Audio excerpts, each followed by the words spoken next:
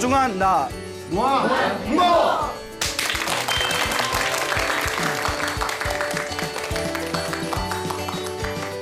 예, 만나서 반갑습니다. 네, 예. 여러분들 웰빙이란 말 들어보셨죠? 예, 웰빙이 무슨 뜻이죠? 예, 그렇죠. 잘 먹고 잘 살아보자 이제 라는 뜻이 되겠습니다. 그리고 웰빙 붐이 좀 일어나더니 그다음에 웰다잉이란 말 들어보셨습니까? 예, 그러니까 쉽게 말하면 잘 죽자. 예, 살아있을 때 삶의 마무리를 잘 하고 죽을 때 편안하게 죽음을 잘 준비하자라는 것이 웰다잉이 되겠습니다. 근데 불교야말로 웰다잉에 있어서 어떤 정점을 찍는 종교가 아닌가 생각이 듭니다. 요새 우리 많은 분들이 의학의 도움을 받다 보니까 또 생활 수준이 높아지다 보니까 이제 100세 인생이라고 하잖아요.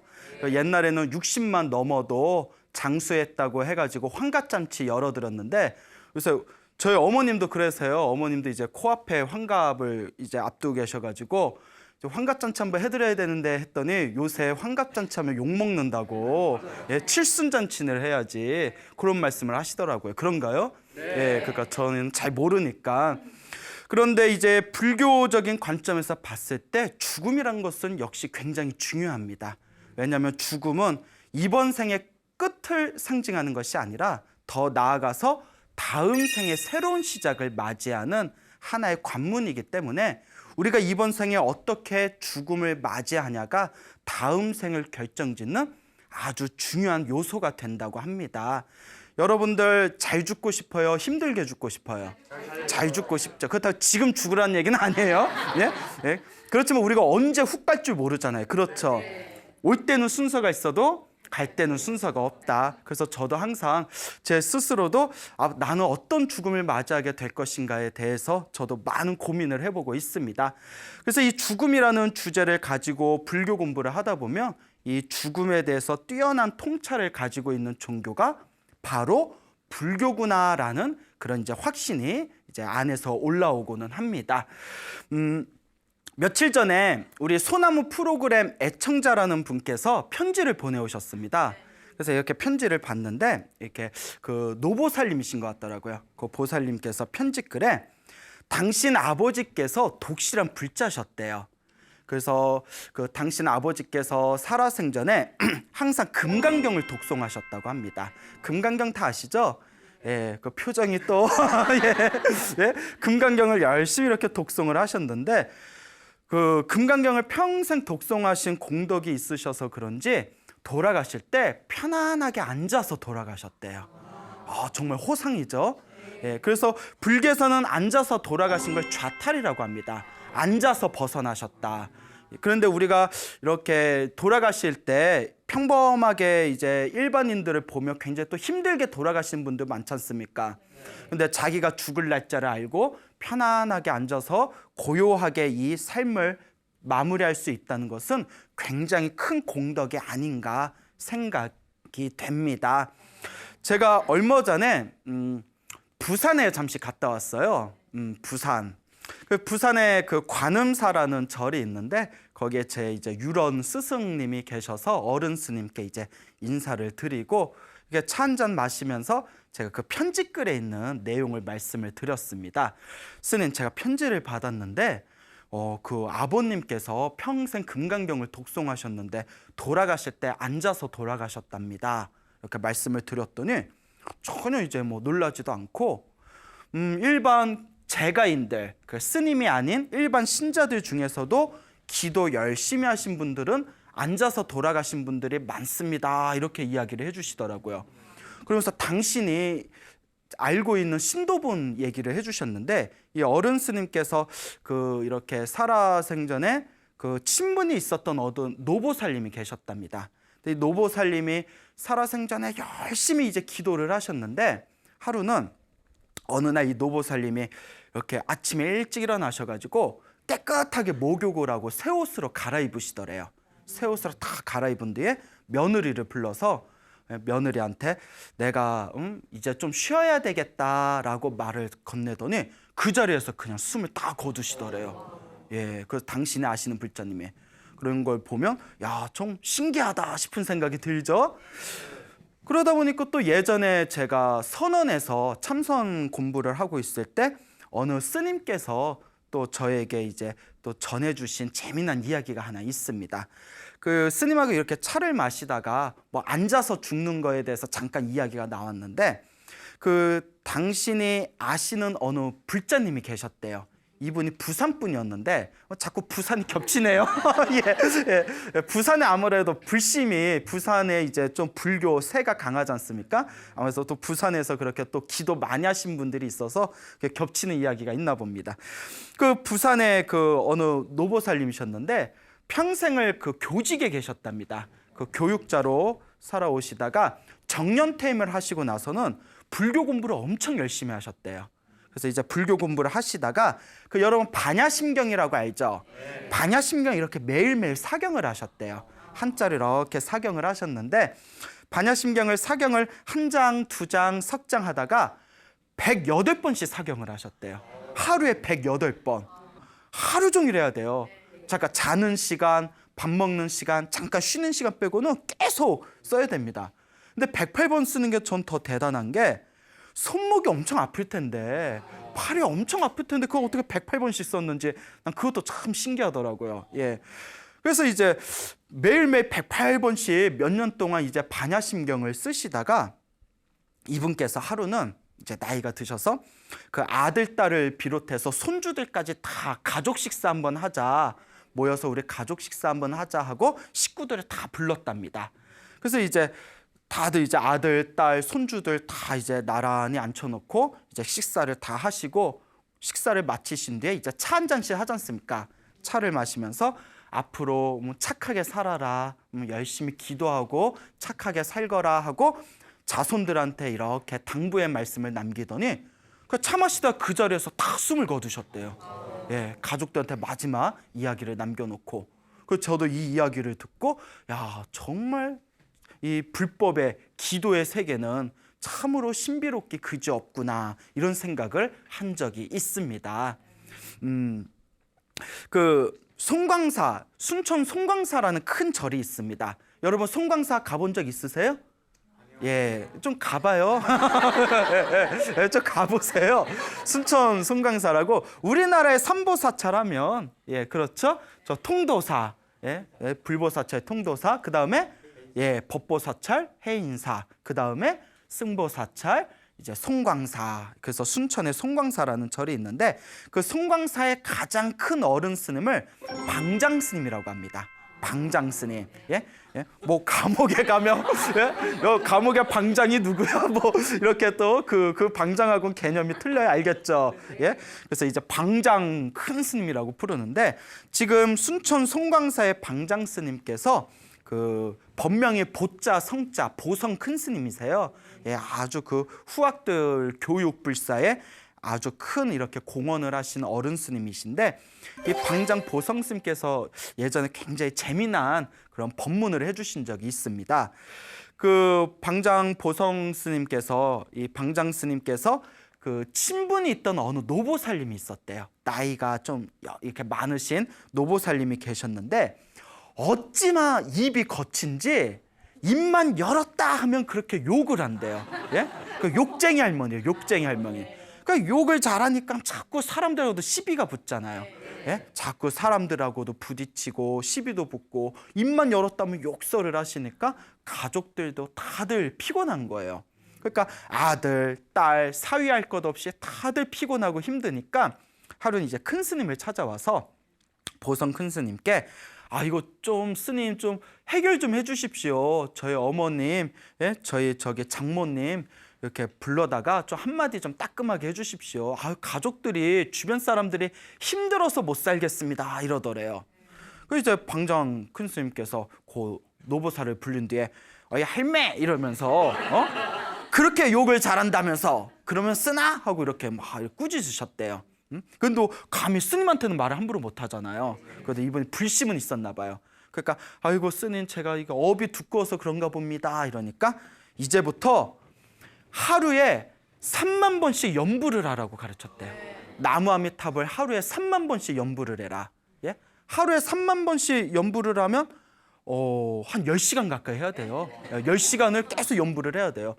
하루에 3만 번 연불 못하면 밥도 먹지 마! 이러셨대요. 큰 스님이. 여러분들 같으면 해요, 못해요? 아유, 또 못한다네. 해볼 마음이나 있어요? 예, 그래요. 근데 그 노보살님은 하신 거예요. 예, 스님 하겠습니다. 그래서 이제 아침에 일어나면 저녁에 잠들 때까지 계속 벽만 보고 3만 번을 해야 되는데 3만 번 해야 되니까 남하고 말 섞을 시간도 없는 거예요. 예?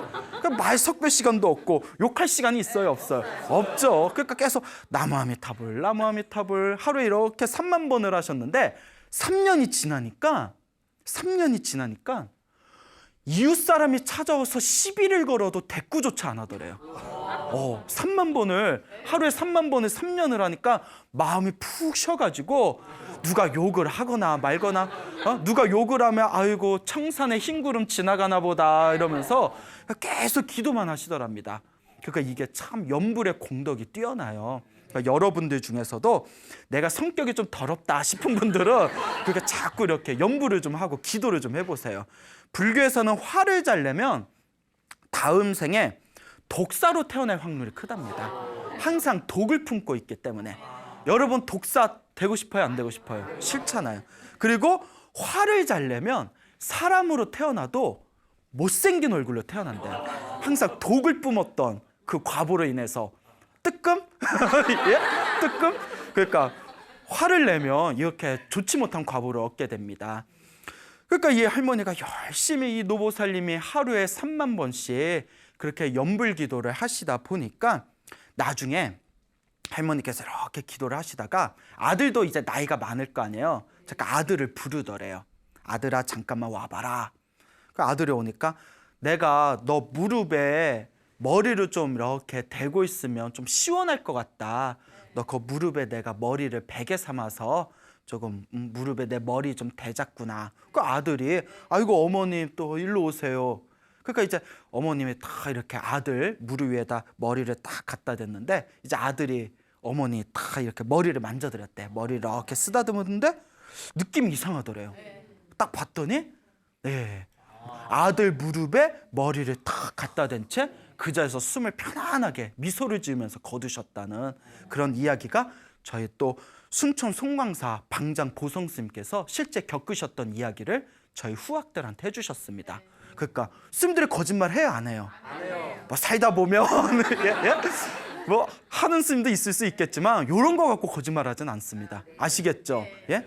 그러니까 뭐 사냥꾼이 사슴을 쫓다가 사슴이 동쪽으로 갔는데 사슴이 서쪽으로 갔습니다. 이런 거짓말을 해도 왜냐면 생명을 살려야 되니까. 그러니까 이렇게 이제 그 돌아가신 분들 기도하고 공부한 이야기 갖고는 스님들의 거짓말. 순천 송광사 방장 큰 스님 정도면 얼마나 그 공부가 수행이 대단하신 분이잖아요. 그런 분이 이런 거 갖고 거짓말하실 분이 아닙니다. 그러니까 이런 이야기를 듣고 정말 신비롭지만 우리도 이와 같이 기도하고 연불하면 이것이 남 얘기가 아니라 나도 얼마든지 내가 죽을 때 이 기도의 공덕으로 편안하게 세상을 떠날 수가 있겠구나라는 믿음이 있으셔야 됩니다. 바로 이게 웰다잉 아니겠습니까? 네, 그래서 불교에서 말하는 진정한 웰다잉은 바로 기도, 연불이 아닌가 여러분들에게 말씀을 드리고 싶습니다. 혹시 여기 경상남도 진주라고 아세요? 네. 진주. 예. 그 진주하면 유명한 게 그 진주 비빔밥인가요? 아, 전주 비빔밥이죠. 예, 그래요. 예, 재밌었어요? 진주. 혹시 진주분 계세요? 진주분 안 계세요? 그 진주도 굉장히 불심이 강하기로 유명한 고장입니다. 진주 시내에 가면 그 시내에 연화사라는 오래된 그 포교당이 있습니다. 여러분들 당연히 안 가보셨겠죠? 예, 언제 진주 가시면 한번 꼭 가보시길 바랍니다. 그 연화사라는 포교당 그 옛날 좀 이렇게 절같이 생겼는데 뒤쪽에 가면 그 사리탑이 하나 있답니다. 사리탑이 있는데 사리탑이 뭔지는 다 아시잖아요. 그런데 그 사리탑이 큰 스님의 사리를 모셔놓은 사리탑이 아니라 여자 신도의 사리를 모셔놓은 사리탑이랍니다. 그래서 우리가 보통 사리탑 하면 그 큰 스님들 화장하고 나서 그 사리를 모셔놓은 사리탑은 흔하지만 일반 제가 신자의 사리탑을 모셔놓은 사리탑은 굉장히 보기가 드뭅니다. 그래서 그 사리탑을 이렇게 보면 성은 송시고 법명은 선덕화. 그래서 송성덕화라는 그 어느 노보살님의 사리탑이라고 합니다.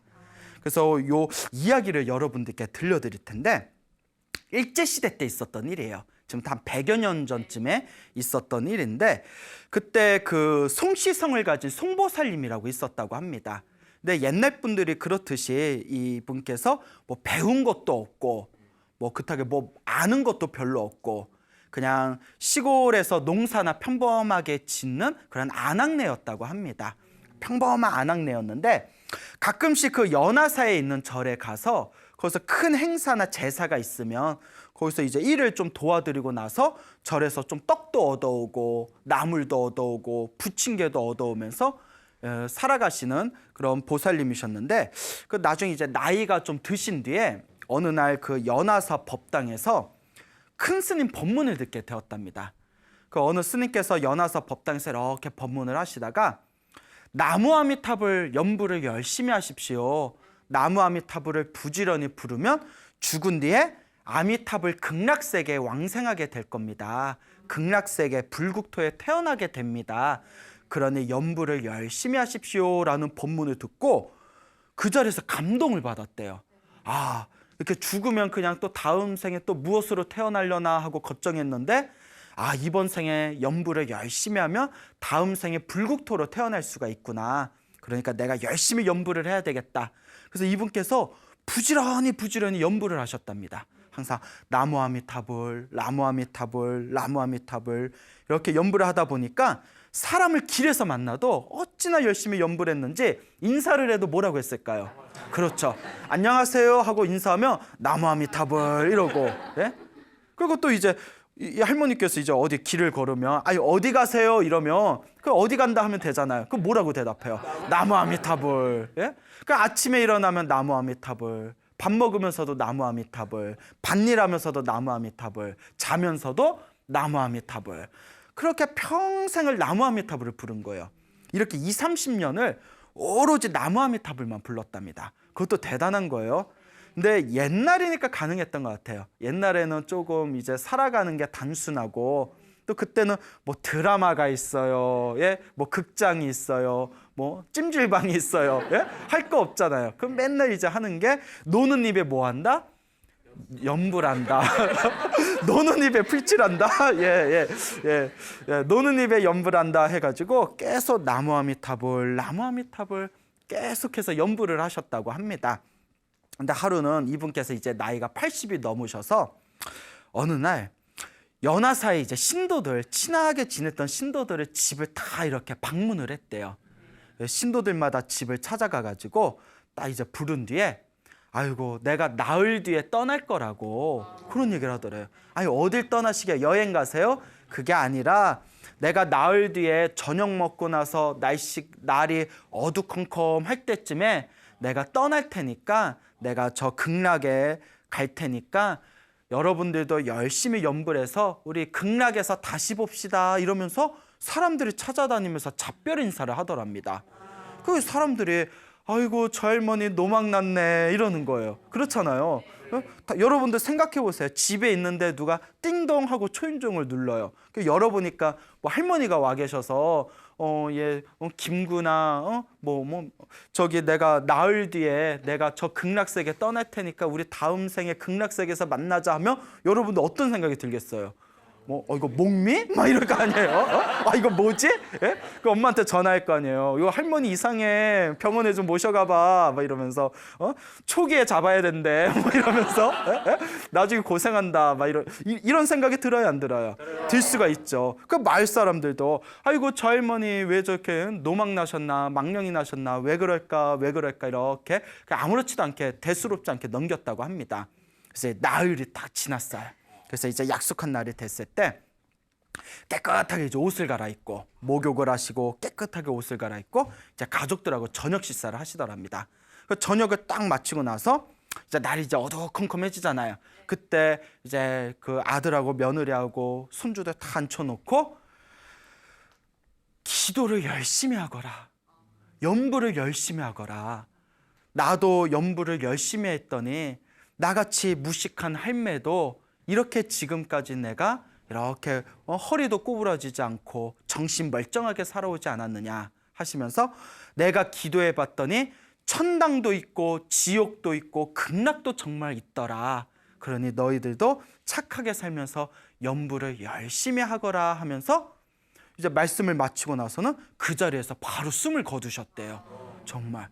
그 사람이 그렇게 숨을 탁 거두고 나니까 아들하고 딸하고 이제 며느리하고 손주들의 할머니 할머니 하고 이제 울고 있는데 밖에서 막 갑자기 소방대가 막 몰려오더래요.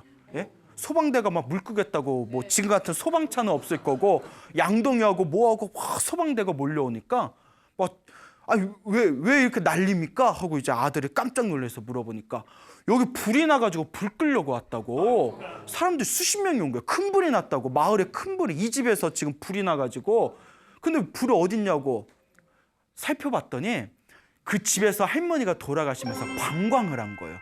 빛이 뿜어져 나온 거예요. 그러니까 그 빛이 집에서 빛이 확 뿜어져 나오니까 멀리서 본 사람들 다 불난 줄 알고 소방대를 불러가지고 양동이 오고 막 가져온 겁니다. 예? 이걸 우리가 불교에서 방광이라고 하지 않습니까? 방광.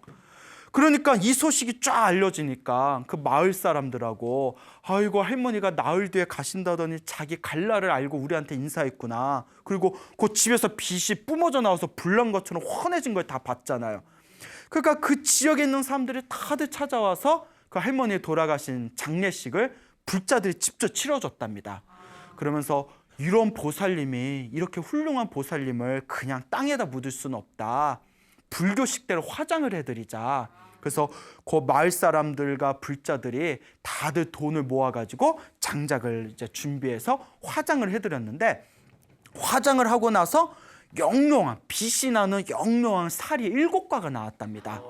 그래서 이 살이 7가가 나왔는데 이걸 어떻게 그냥 허투루 우리가 보낼 수 있겠냐. 그래서 그 노보살님이 평생 그 연불하셨던 연화사의 뒤편에다가 그 스님들의 허락을 받고 그 뒤편에 그 사리를 모셔놓은 사리탑을 세워놨다고 합니다.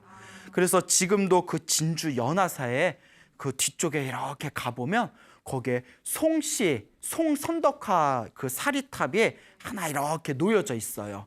이런 것들을 보면 정말 이 연불공덕이라는 것이 이 기도의 힘과 기도의 공덕이라는 것이 정말 신비롭구나라는 그런 생각을 해봅니다. 근데 우리 불교에서는 이런 얘기가 너무 부지기수로 많아요.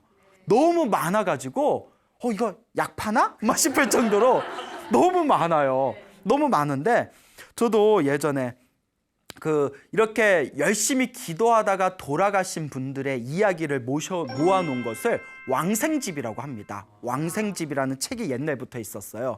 그 왕생집에 있는 책을 보면 이렇게 기도하다가 부처님이 나를 데리러 오셨다 하면서 그 자리에서 숨을 거둔다든가 자기가 갈 날을 알고 이제 깨끗하게 목욕을 하고 옷을 갈아입은 뒤에 사람들한테 내가 이제 떠날 테니까 열심히 연불해라 하면서 그 세상을 떠나신 그런 분들의 이야기를 모아놓은 왕생집이라는 책이 있는데 저도 예전에 이제 갓 출가하고 그런 책들을 봤을 때는 이걸 믿어야 되나 말아야 되나 혹은 혹시 중생들 보고 기도 열심히 하라고 이런 거 지어놓은 게 아닌가 이런 오만 가지 생각이 들었는데 저도 이제 지금 절집에서 나름대로 수행 생활을 한 지 이제 20년이 다 되고 있습니다. 예, 너무 동안이다 보니까 아닌가요?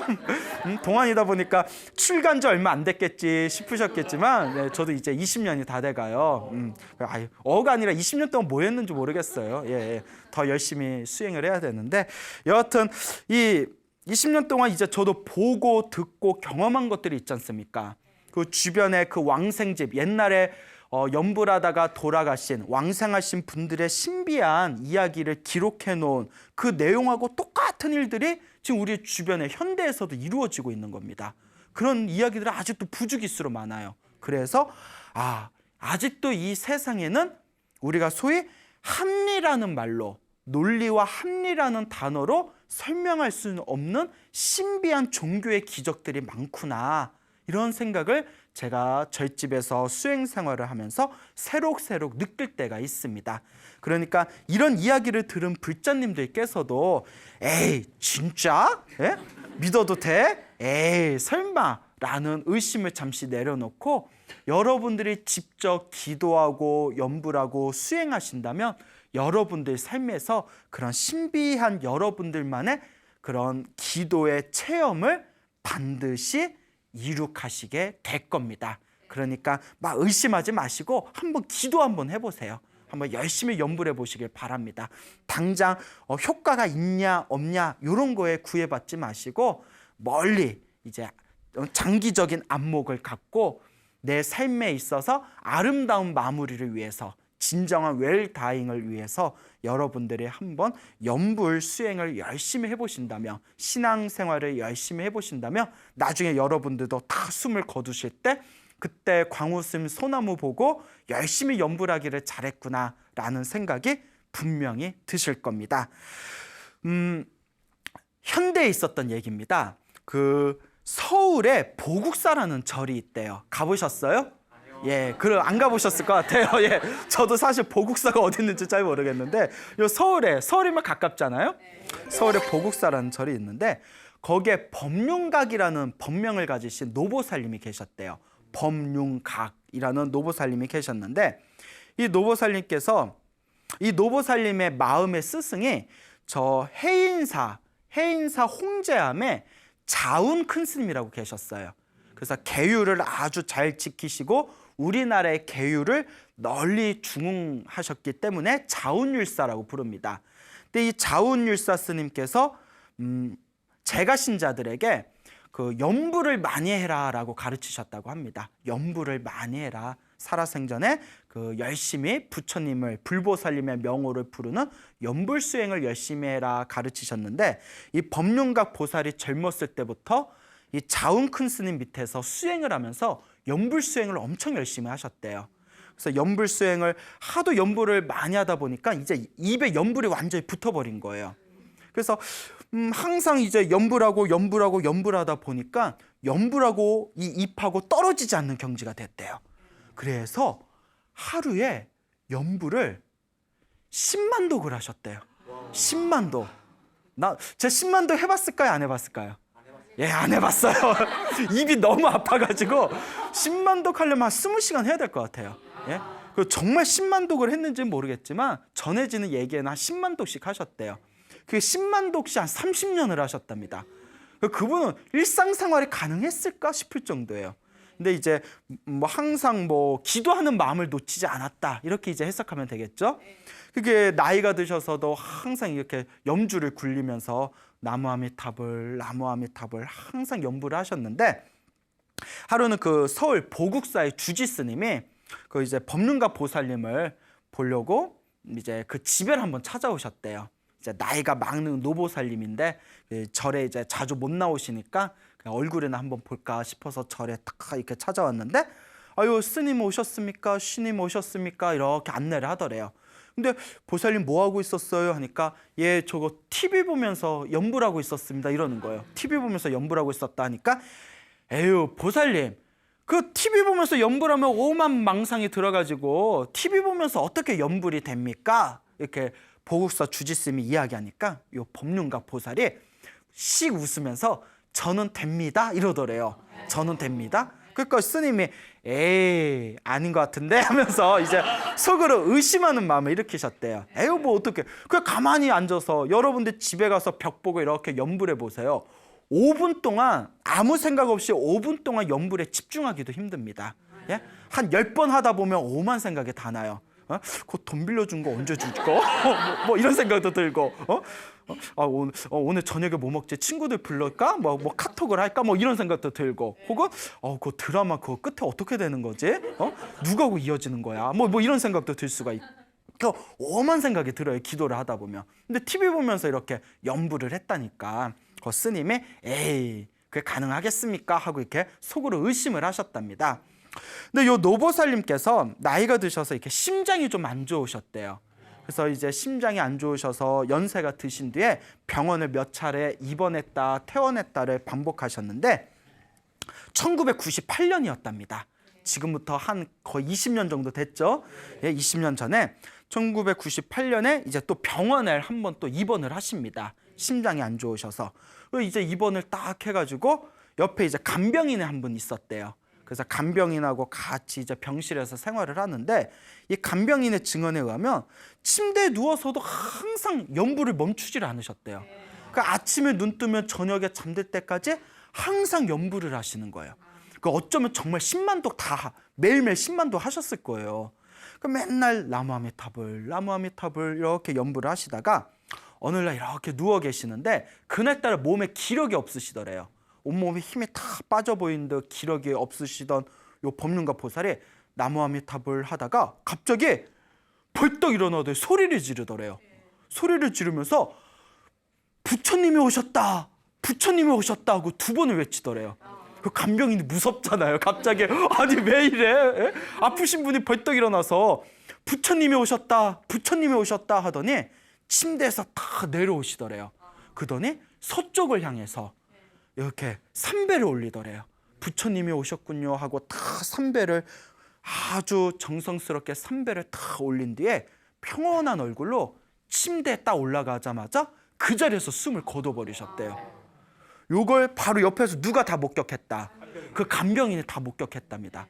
그 목격한 간병인이 그 보국사 주지 스님한테 너무나 자기도 놀라워가지고 자기가 본 것을 증언을 하고 요 보국사 스님께서 당신도 너무나 심심이 나고 너무나 감동받아서 이걸 많은 불자들한테 소개를 해가지고 이 이야기가 지금까지 전해지고 있는 겁니다.